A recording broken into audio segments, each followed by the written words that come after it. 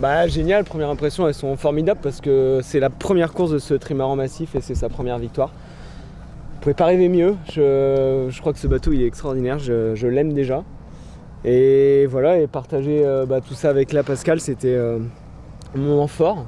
Il m'aime aussi. Ouais. Et ouais, non, c'est que du bonheur. Une petite image, c'est quand on a passé Guernesey, on a pris une grosse patate au reaching à 127 degrés du vent. Le bateau il est monté à plus de 40 nœuds. Là, je t'avoue que c'était une petite image sympa. Et une autre image, c'est plus une image d'ordinateur. C'est quand on jibe à l'intérieur de nos amis Sodebo au niveau du... Au large du Cap-Vert. Ouais, juste avant le Cap-Vert. Je pense que c'est un moment qui est déterminant dans la course. Et je pense qu'avant ça, on a super bien navigué, alors que c'était notre côté, on n'avait pas le foil, mais qu'on a trouvé les bons réglages et qu'on est arrivé à faire les bons décalages, qu'on a été opportuniste par rapport à ça.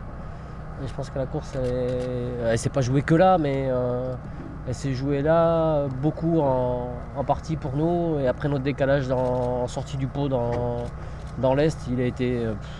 c'était du pur bonheur, quoi. On allait à Mac 12 parce qu'il était dans un endroit où il était au près, nous on était au reaching à 30 nœuds, donc c'était facile. Hein. Elle arrive 10 ans après la victoire de Pascal il y a 10 ans. Elle arrive, moi ma première Jacques Vabre c'était en 2009 avec Quito et c'était pas une victoire mais c'était presque pareil. Et voilà, ça s'enchaîne après tout ça et c'est vrai que c'est beau et c'est peut-être d'autant plus fort et d'autant plus beau que j'ai eu aussi des Jacques Vabre il y a 2 ans avec Michel, on était pas loin de faire quelque chose de bien aussi et puis on se rend compte voilà, que le mât a cassé au niveau de Bahia, donc c'est jamais simple.